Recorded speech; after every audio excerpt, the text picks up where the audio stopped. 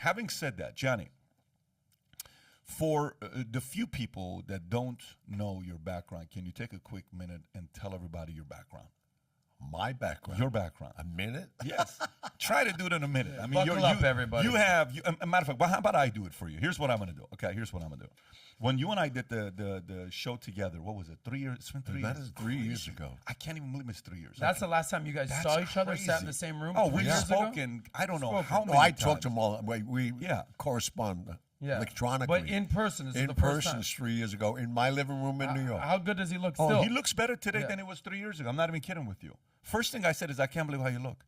Yeah, he looks better today than he did. If you go look at the podcast, he looks better today than 3 years ago. Probably. What's your secret, Johnny? Here we go. I'm doing stem cells, man. Oh, really? Doing stem cells. I'm on part of an experiment. My second experiment. My first was 1949 with Jonas Salk for the salt vaccine for polio.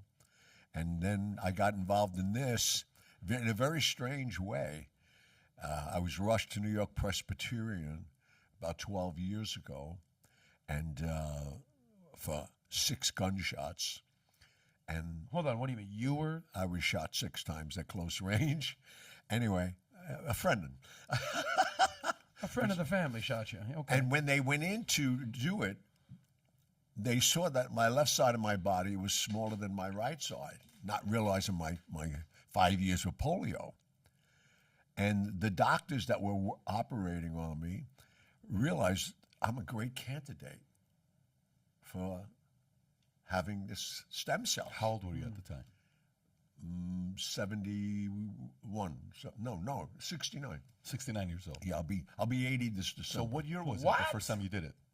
Did you hear what he just said, folks? He'll be 80 this December. 80. Hey, man. December. Respect to you. Let me get some of that. December By 12th. the way, show that. David, can you show that to see what he looks like there versus what he looks like today?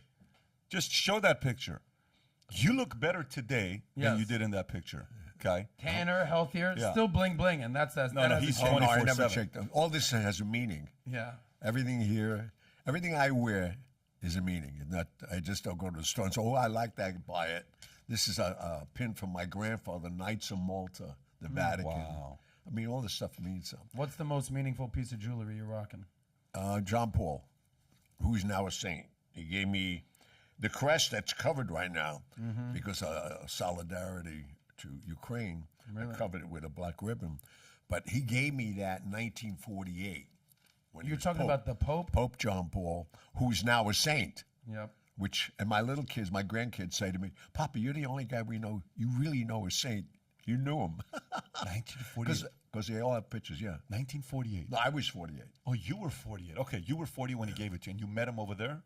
Yeah, or was he the Vatican? No, I met him at the Vatican. I was there for I knew 3 popes, 2 prior to him, the one that had the short run, and then they inaugurated him, and I was part of that.